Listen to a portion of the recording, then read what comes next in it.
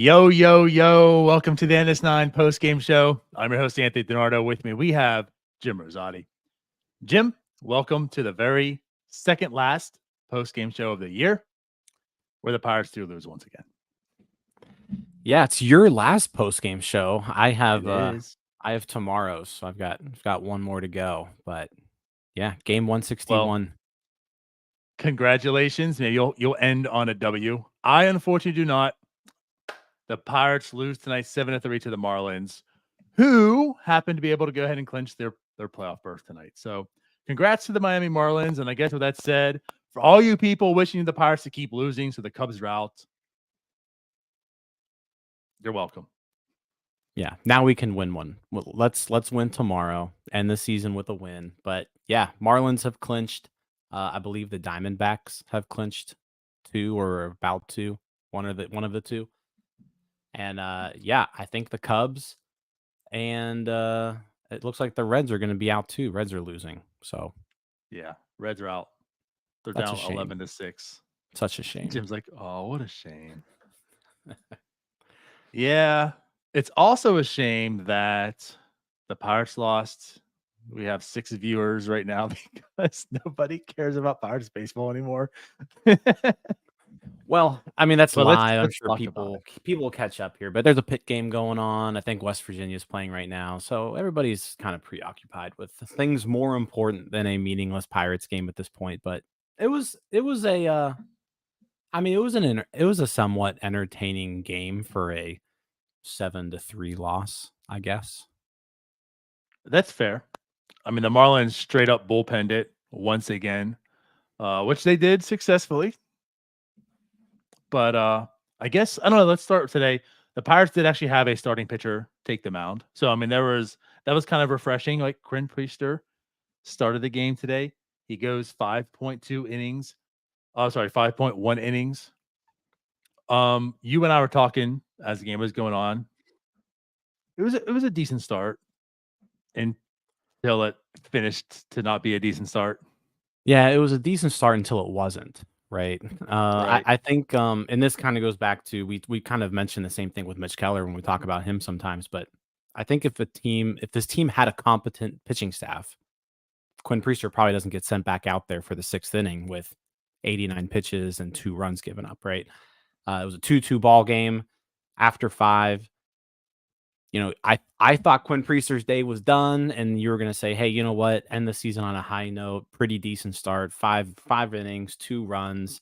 That's back-to-back, decent starts by Quinn Priester to end his season. And it ended up not being that way. They send him back out for the 6th, and he gives up some base runners to start the inning. They both end up scoring. So final line for Quinn Priester, 4 runs on 5 1/3 innings, 10 hits, and a walk. So, the final line doesn't look bad, doesn't look good for Quinn Priester.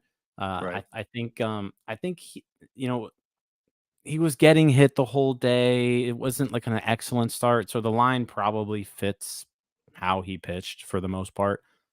I will say this, like, it was refreshing to see Quinn Priester end the season, with the second stint. I think you finally gained a little bit more confidence in him in the future. Like, the results weren't excellent, but he showed you the reasons why he was a top pitching prospect. I believe he ended the year 1 out left before graduating, so he's still technically a prospect going into next year. And yeah, I think you can't necessarily like hand him a spot on the roster next year, but he's certainly going to be one of the guys competing for a 5th, rotation spot. But yeah, he looked okay today. Not great, not terrible. Didn't miss a ton of bats, 9 swings and misses. The velocity was at least still up on his sinker today. Barely, but not as much as it had been in previous starts. 4-seam fastball was down though. But he was also throwing it a little weird. I don't know if you noticed that there was one replay they showed of a 4-seam fastball, and it looked more like a cutter, but it was registering as a 4-seam. So that may be something to kind of watch out there. His 4-seam was down quite a bit today though. And it didn't look like a traditional 4-seamer to me. Gotcha. I'll say I didn't really notice that. No. But like you said, like that was like the only pitch that was like dramatically down. We've seen everyone for the most part, their velocity's down. It's the end of the year.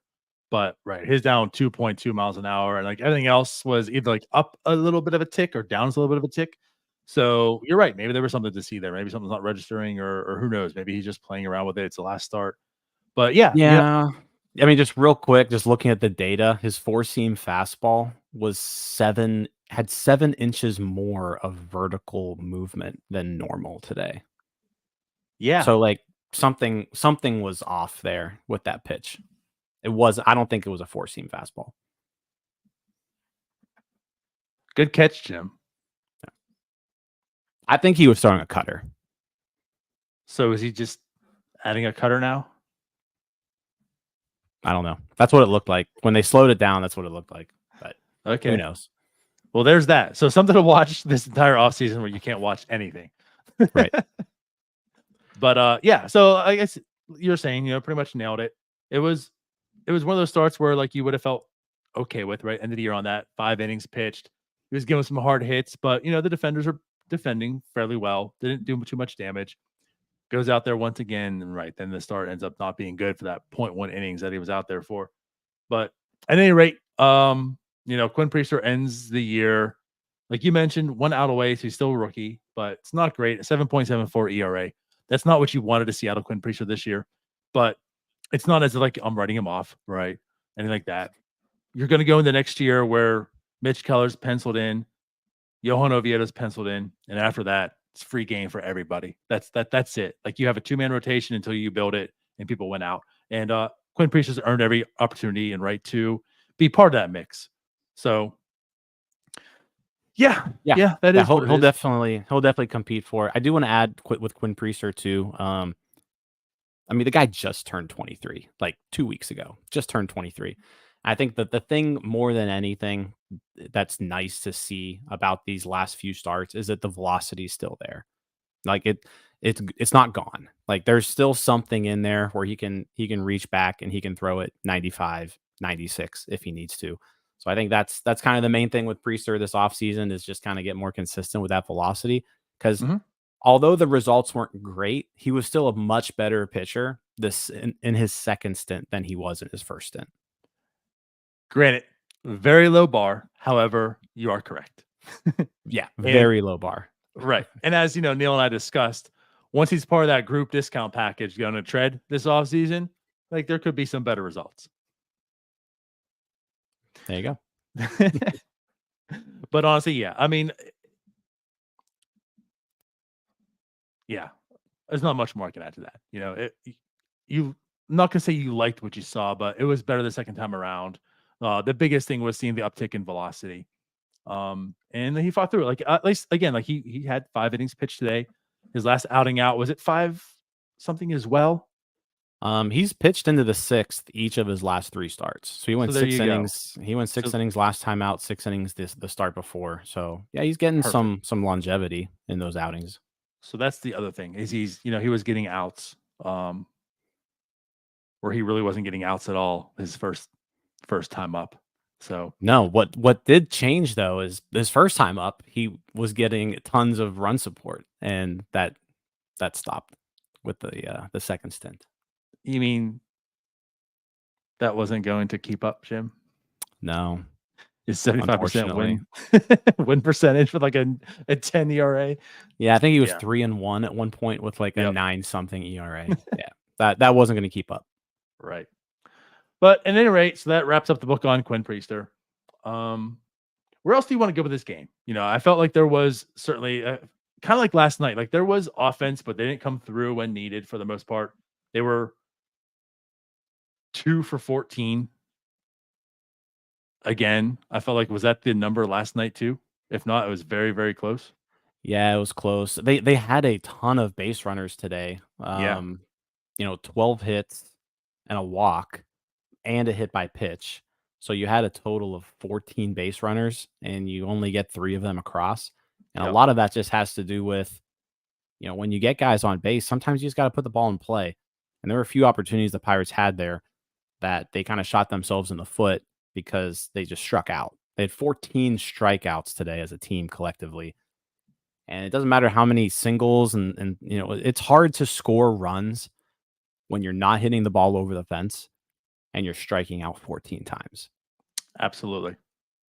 Because that is just that's not a productive out. You always like Neil Walker was on the broadcast today. He like invented that term, right? Like a quab, like a quality at bat or whatever. Right. A strikeout with guys in scoring position is not a quality at bat. You put the ball in play and you've got a chance at like something happening. And that was their issue today. Like I said, plenty of chances, clogged the base paths, but the strikeouts can't do damage. Can't do damage when you're not putting the ball in play. No, that's correct. Now, like on the opposite end of this is where I was talking a little bit last night, and I'm not really out here like faulting the Pirates or really hammering and harping down on the situation, right? There's not a whole lot of starting pitching. Like yesterday was a big bullpen game for the Pirates, right? Today was a bullpen game for the Marlins as well. And granted, it was successful for them, right? Like no one imploded, right? We're calling Selby imploded last night for the Pirates and end up losing the game more or less. No one imploded, but like this is the positive side of a bullpen game if it all works out. You have like, your relievers going max effort for 2 innings each time. It's a little more difficult than you have like Quinn Priester today in the 5th inning, where he's seen the lineup maybe a second or third time, right? So like it was effective today.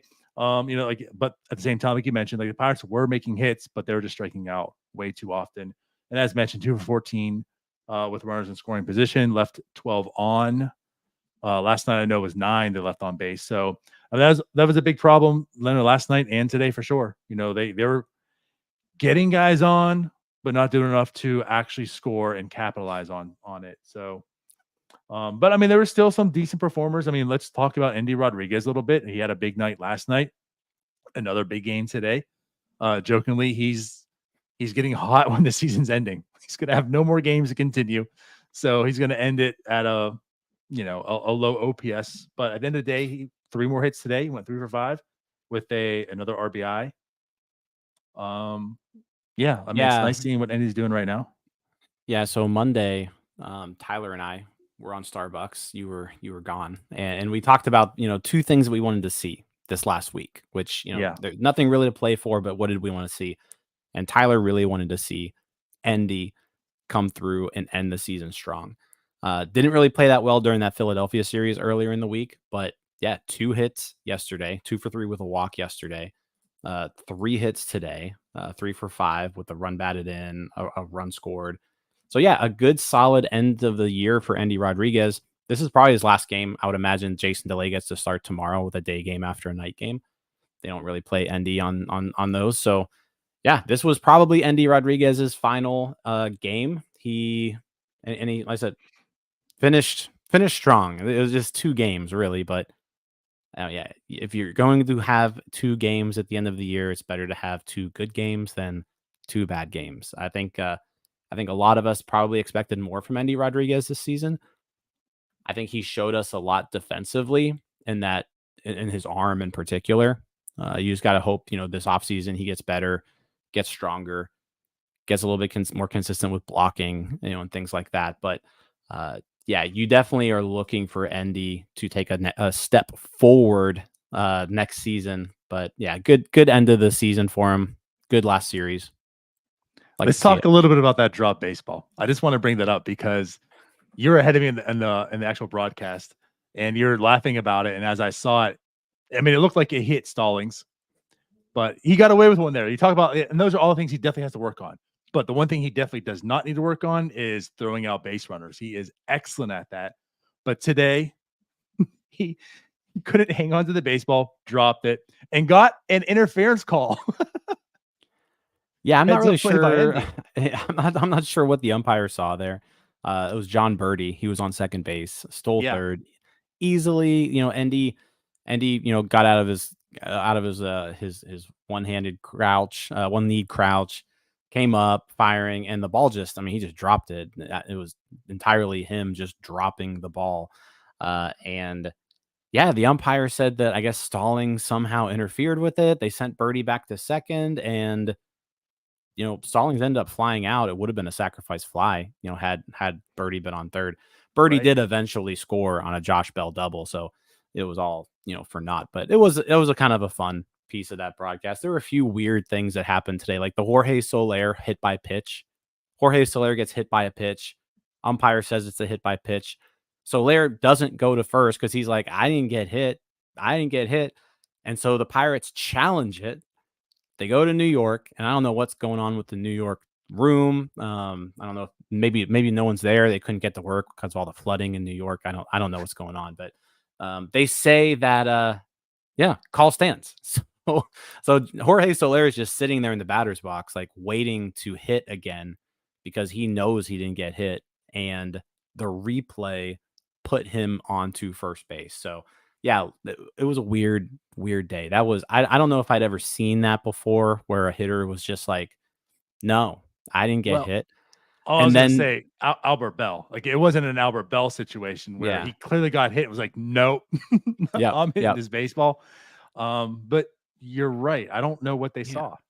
Because the replay clearly showed it went off of the knob of the bat. It was not a hit by pitch. So I don't know what happened there.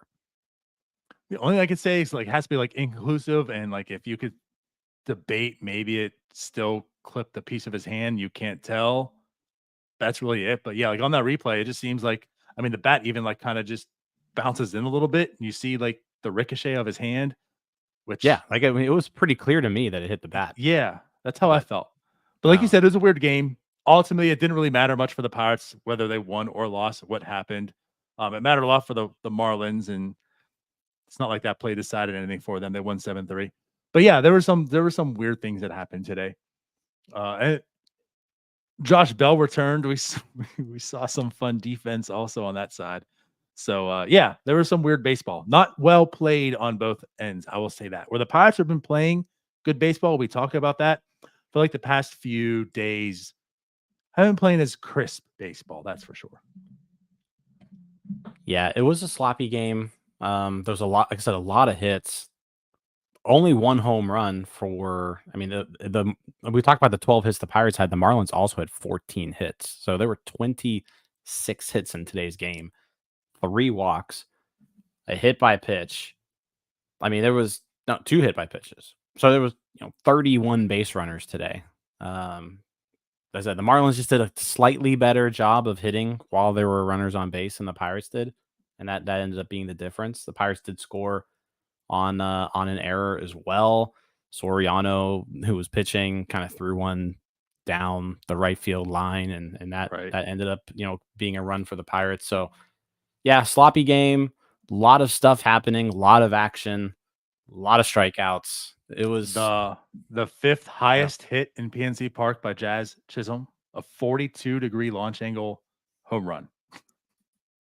That thing soared. Yeah, I think they said it was like 160 feet in the air. Jazz Chisholm's home run. It's crazy. Yeah, I mean he got all of it. But hit it straight up in the air. Ended up being 4 rows deep over the Clemente wall. So yeah, it was an entertaining 7-3 loss. Like there was a lot of stuff that happened. Like I said, it was not by no means was this a boring game. No. Nope. And to stick on the offense side, Brian Hayes, 2 more hits today, 2 more doubles, still doing his thing out there. His OPS at a 765 right now, batting average 273. Like, it just keeps going for Brian Hayes. He just looks really good. And the one double like hit off the Clemente wall. Both were hit away, actually. One was, I think to the left of Josh Bell. Like, did it just hit before him or after? One was just kind of a line drive down the first baseline. The other one went off of the right field wall. So both opposite field. Yeah, he's at a 102 weighted runs created plus now. Those were doubles number 30 and 31 on the year for him. He had never had more than 24 in a season prior to this. So just another example of his offensive statistics. Just like I say, he took that step forward this year that we've been waiting to see. And, we never even really asked for him to be league average hitter. We were like, just be slightly below league average and you're fine. But today we're now seeing him as a league average hitter to above average hitter. And he's been well above average. He's been really good these last 6-7 weeks or so, Right. and you're seeing the type of team that the Pirates can be with a good Ke'Bryan Hayes. Like Ke'Bryan Hayes getting a whole other gear here at the end of the year is a big reason why this team has been above 500 since the trade deadline. Yeah, it absolutely has been. He's been a top 3 player in baseball like this Yeah. entire time. Like it's basically like Acuna, Mookie, and Ke'Bryan Hayes. That's what we're talking about. Like this isn't just like I'm shitting you type of thing. Like this is for Mhm. real. That's how well he's been playing. Now, of course, because the defense is so elite, but the offense has been really, really good. You package that together, like he's played MVP level those past 6, 7, 8 weeks now. And you're absolutely right. Like with that, understand like you look at the entire year right now, you're looking at like a 102 weighted runs created plus. But what he's done these past few months leaves you pretty encouraged about next year. Like, what is he? Is he going to just end up being a league average player, which is totally fine? Because go back to like your point you're saying. We've been talking like if he's just slightly below, he's a good player. But if this dude can be like a 120 weighted runs created plus, like a good hitter that he's been showing right now, not to this level. Like if he's still even well below this level, but like I said, like a 120, 110, 120, it's a really good player. And if he can be anywhere near this level, right? Like we talked a few post games ago, I feel like you're talking about like MVP Kutch type of talent on this team that's starved Yeah. for top tier players. So Yeah. like very, very encouraging. And the fact that like we're continuing to see it, it wasn't just like a hot 2-3 week stretch like Brian has done before. This has been sustained for quite a bit and is still going. So today, 2 more doubles for Ke'Bryan Hayes. You talk about ND capping off, like the fact that Ke'Bryan Hayes is still capping off the season, very, very strong. Leaves me so encouraged by him. Yeah, I mean, I feel like too, he almost hasn't even had like a great September. Like he had like a really good August, and then I don't know. I just haven't noticed him being really, really good in September. But then you look at it, and he's got over an 800 OPS in September. So Right. like he's completely turned his season around. Hopefully his career around. Whatever he's found in this swing of his, he has, like I said, completely found another gear, and it is really nice to see him doing what he's doing offensively, because like him and Jared Triolo really like carried this team this last like month or so. And then before Triolo's call up, like it was just Ke'Bryan Hayes. Like Well, I don't want to discount Brian Reynolds too much. Like Brian Brian Reynolds Reynolds has been has good played too. well too. And like Sawinski's had a good September, so you got to throw him in there as well.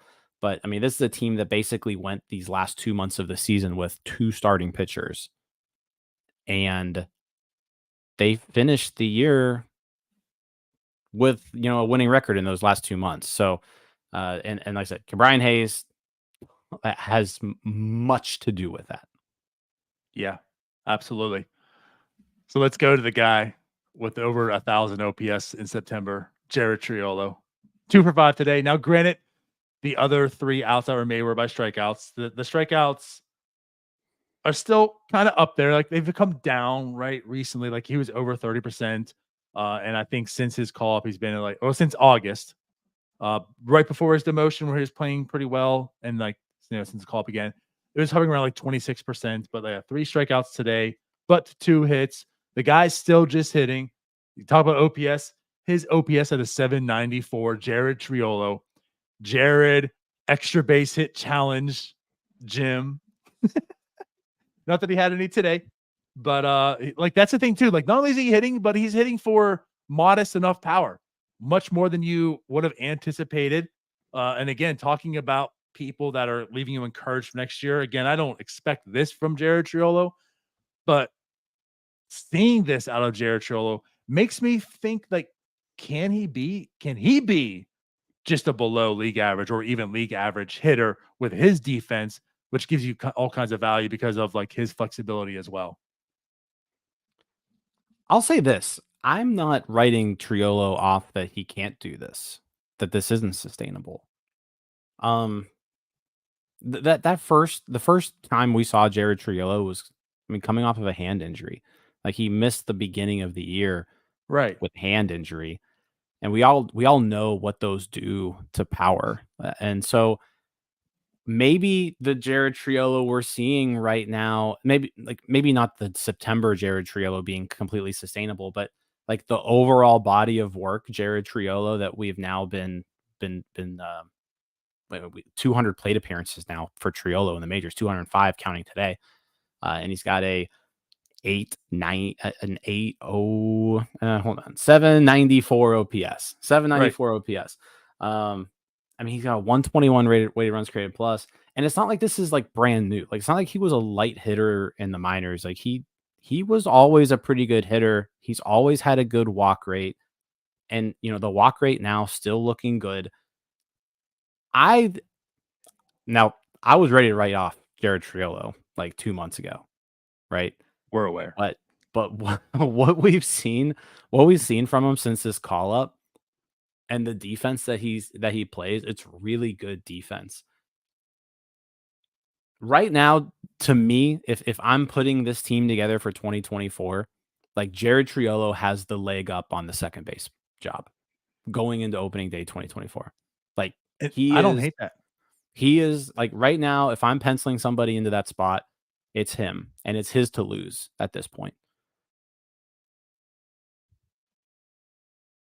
I don't hate it. I don't hate it. I think I'm going into next year saying it's wide open. Whoever takes it, takes it. I don't know if anyone has truly a leg up, but he has certainly earned, if there is going to be someone with a leg up, that right. I mean, he's playing at a 5 WAR pace. Yeah, he's got a 5 WAR pace, and what I want to say too around is the infield, and he looked terrible. He looked terrible for 6-7 weeks. I don't know if it's that long. But I don't know if it was that long either, but it was a while. Like towards the end of his first time up, again, the power wasn't there. The hits were coming, but the power still eluded him. It's just this next time he came up, that's when the power came back. And that's also why we look at the slugging. The slugging doesn't look that great right now, but September slugging looks amazing. So again, you mix it together. I don't know if the whole power, but like it's not like he can't hit for power. Like he's 6'3", 215. He's got the frame. He's built, right? So, but at any rate, what I'm getting to is like the defense does look really good, like you mentioned. Like the only flaws I feel like I see defensively from him are just mental things of like not playing that position that often. The communication around the field, stuff like that, like communicating with the right fielder, like who's going to make the catch in second, with in between and such, like that type of things, right? You can sort that out. Like if that's really the only flaws I'm seeing from him for the most part defensively around the diamond, and that's a huge plus because the glove, and we see that glove at first. Not that I want to be at first base, but he can absolutely play first base. He can absolutely play it. So if he ends up becoming that super utility type of guy, I have no issue or fear about him playing probably literally every position. But if he becomes an everyday second baseman, like you said, I'm not going to write him off saying like he can't produce enough to be an everyday player. But what's nice is to have that in the bag and say I can also play every position if that's what it comes down to. Yeah, I think right now, like just kind of where my head's at is if you had to pick between Triolo, Peguero, Gonzalez, Bay, Marcano. I know. I'm going with Triolo. And I think that's what best fits the team right now. And yeah, I think he would make a perfect like super utility guy. But I think right now this team needs him to play second base. Unless one of those other guys can start performing well enough to grab that spot, but right now none of them have. Yep. I feel you. I think that's fair all to say. I think the best case scenario is like a Peguero does come out, take it, which then pushes Triolo to become and still get, I mean, he can still get 300 to 400 at bats. Oh yeah. Being like a super utility guy. So it's not as if like you're limiting him down to like 200 at bats and now you're wasting away. Like he can still definitely do that. And injuries happen, right? Yeah, I mean, that would be best case G1, scenario if we want to be a good team. Yeah, I mean, G1 Bay got 368 plate appearances this year. So I mean, there's no reason why you can't give Triolo that next year. If he give him the outfield glove too. If it comes down, seriously, I'm sure he can play. I'm sure he can play corner outfield and maybe center because Bay did. True. Yeah. Now he's more athletic, but regardless. Anyways, back to the game. Yeah. I don't know. There's not a whole lot I really want to talk about, I guess. We did for the most part. Moretta came in. Now he gave up the runs that Priester left on the base, but I guess still you want to say there's no earned runs still for him. So his ERA 3.79. Jose Hernandez looked good when he first came in, and then he looked bad the second inning that he was in. He's been a mixed bag this year as well, and I think it's more like towards the end he's broken down and been a lot worse. And I think we talked about that a little bit, but still intrigued by Jose Hernandez. Yeah, what's nice about Jose Hernandez is, I mean, you accomplished your goal, Rule 5 pick, and he clearly showed you something this year that there's something there. Was he ready for Major League Baseball this year? Probably not. I mean, the dude hadn't pitched above Double-A. Right. But I think the good thing about Hernandez now, because this was brought up in the Discord too, is you got this roster crunch coming up during the offseason. Jose Hernandez, his spot's safe on this team. He made it through this year, so that means the organization's got him now. Yep. He doesn't have to be on the active roster next year. He's got 3 options. Yep. So you now have yourself a pretty talented lefty reliever with 3 option years. He's going to be on this team next year in some form or fashion. I don't know if he makes the opening day roster, but he's certainly someone that they're going to rely on going forward. And as far as Rule 5 picks go, this has been the most successful Pirates Rule 5 pick that I can remember in a long time. Right. I can't really think of another Rule 5 pick that pretty much lasted the whole year and contributed as much as Jose Hernandez. I feel like in the past, if we've picked a reliever, they came down with a bunch of phantom injuries or real injuries in the case of like Nick Birdie, or they were just stashed away in a bullpen and you saw them, once every other week or so. Jose Hernandez, that wasn't Jose Hernandez this year. Like they used him in big spots. They relied on him. He showed that, there's something there, and maybe there's some tweaks that need to be made, but they don't need him to be a major league reliever next year. They can call upon him as needed next season, but the Pirates now have a talented lefty arm in their bullpen with options. He's going to be a part of this team going forward. Yeah, for sure. All right. So I guess outside of that, anything else you really want to talk about with today's game? I don't think so. Yeah, let's win tomorrow, end the season with win number 76. That would be a good way to end the year. We discussed Jose Hernandez, Rule 5 pick from the Dodgers. Not a Rule 5 pick, but I assume if he's not getting the start, we talked about this, probably going to get a bulk, and I don't see it being tweeted or said anywhere. But probably Andre Jackson, again, either going to get the start or the bulk innings tomorrow. So another ex-Dodgers pitcher the Pirates acquire that's showing some intrigue and possibly, going to be there for next year. So we might see him to end out the season. So you can talk about that game. There we go. There Andre Jackson tomorrow. All right. Well, with that said, I guess we'll get out of here. Appreciate everyone for watching.